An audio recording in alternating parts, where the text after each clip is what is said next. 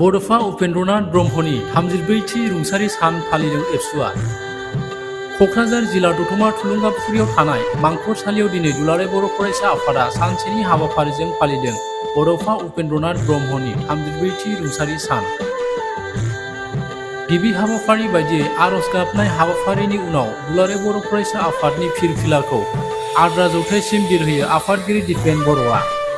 बड'फा उपेन्द्रनाथ ब्रह्मनि मांखरसालियाव बिबार बावजेनो दुलाराय बर' फरायसा आफादनि बारग' आफादगिरि आसामनि केबिनेट मन्त्रि उरखावगोरा ब्रह्मआ।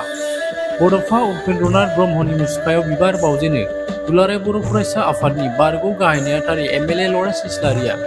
बेनि उनाव हाबाफारि बायदियै गोजोननि थाखाय फारौ बिरहोनाय हाबाफारियाव केबिनेट मन्त्रि उरखावगोरा ब्रह्म, बिटिसिनि बुंथिगिरि काथिराम बर', बड'लेण्ड मुलुगसोलोंसालिनि रेजिस्ट्रार डक्टर सुबुं बसुमतारी, एमएलए लरेन्स इस्लारि, इएम रेवरिया नार्जिहारि, इएम रनेन्द्र नार्जारि आरो गुबुन गुबुन दैदेनगिरिफ्रा।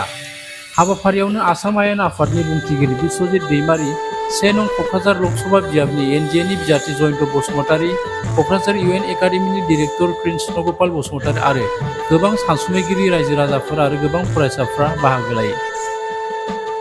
मख'जाथावदि दिनैनि बे बड'फा उपेन्द्रनाथ ब्रह्मनि 34थि रुंसारि सान फालिनाय हाबाफारियाव आसामनि गिबि मन्त्रि डक्टर हिमन्त बिश्व शर्मा, बिटिसिनि गाहाय मावफुं सोद्रोमा प्रमद बर' आरो गुबुन गुबुन राजखान्थि दैदेनगिरिफ्रा बड'फानि मांखरसालियाव बिबार बावगोन।